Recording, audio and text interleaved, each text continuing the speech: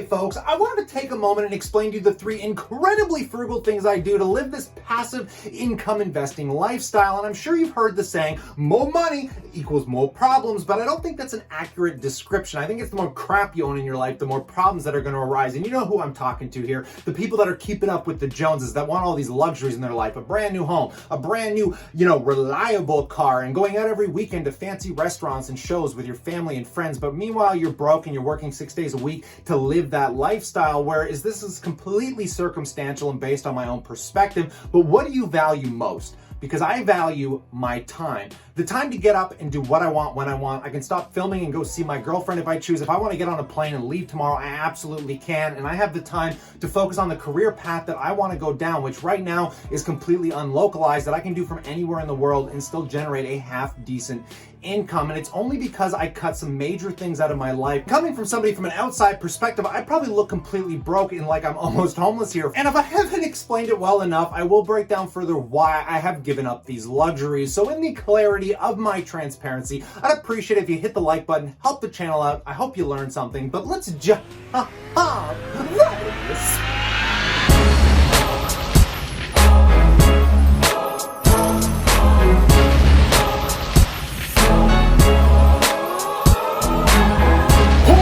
back, passive income investors alike. Now to kick this off, the very first thing that I do that is insanely frugal is basically around one of the largest luxuries everybody takes on in their life, which is a vehicle. And I approach a vehicle the same way I approach all this other crap in my life, which is if I'm not using it to its fullest extent within 3 months, it has to go. Now, unfortunately, going into this pandemic, I completely lost my career as a full-time magician. And to achieve that job, I had to tow stuff around and park in the city. So unfortunately, a very small, cheap on gas vehicle wouldn't work because it wouldn't tow. And unfortunately, a truck was a little bit too expensive and I also couldn't park in the city. So I found myself in this mid-class car of buying a Dodge Charger, which is a fairly luxurious vehicle. But no, I did not buy it new because I am a passive income investor. I bought it used for around $11,000 or $12,000, in which it's definitely served its purpose over the last 3 or 4 years. But since this pandemic hit, I haven't had to use that car for anything other than driving around, and I had to officially bite my own tongue as it does need some repairs and say, look, I need to buy something that's going to be way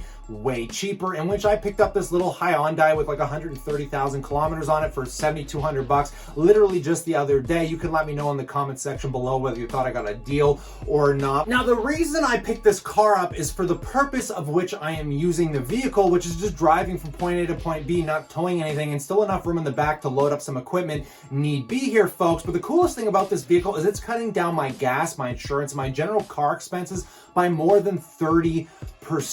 And when you're talking about something like a Dodge Charger that's literally costing me $200 to $300 a month, cutting that down should save me anywhere from $50 to $100 a month, which equates to literally almost $1,000+ a year, or a free vacation, or obviously buying more Dividend stocks, which you all know I absolutely love to do. In my life and the things that I value, which is my time and the luxury of having my time, I don't care what people think about what I am driving. It is not something that ever phases me because I know 90% of the people I see driving around in brand new Mercedes are showing up to a job 6 days a week and not working from home or anywhere in the world, or doing what they want as they so choose. And a vehicle is one of the biggest hindrances, because we all know the saying, everyone's like, oh, well, you need a reliable vehicle, so go buy a nice, maybe decent used car off a dealership lot for 30 grand. But meanwhile, the second you drive it off the lot, it devalues by like 15 or 20%, and within the first year usually loses 50% of its value. So if you're buying a brand new vehicle for 40K, say goodbye to 20 the second you pretty much buy it within the first year, which to me is just absolutely absurd. Now, moving away from the luxury of nice vehicles and comfortability in that aspect, let's talk about how I actually live. The second most frugal thing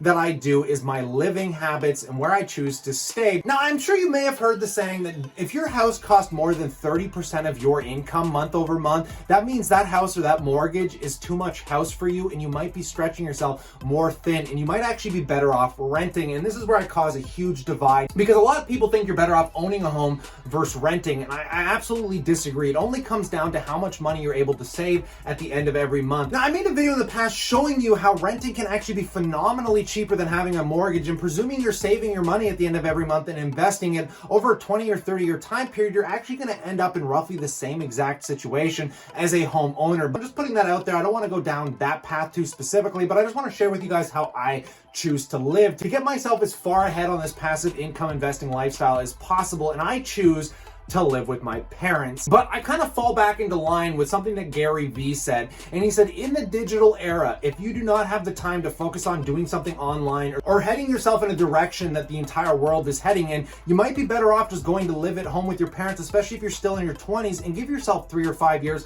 to get a YouTube career off the ground, to get an Instagram following, or heck, to start websites and do the stuff that I am personally doing right now. And luckily, having incredible parents and being able to live at home for virtually nothing realistically, because I do pay some of the minor expenses here when we're talking about some of the internet and some dumb utilities, but I'm really not paying for any roof over my head, which if you're in the situation I am and you're able to make $30,000, $40,000 a year, imagine having no housing expenses or having a family member or a friend that's going to allow you to live with them while you get your life off the ground and allow you to save as much money as humanly possible, because we all know that if you have about a 15-year time horizon and you're able to put away about 50% of your income, the chances of you becoming retired financially free is unbelievable, because it only typically takes 15 to 20 years off a regular income, which most people aren't even aware of. So this is just a way I choose to live that also makes me look extremely broke here, folks. And again, it's not something I'm proud of, but I am going to share it with you guys because I honestly think that if you have great parents, I know living at home sucks, but bite the bullet and build up some careers, because you could end up in a very similar situation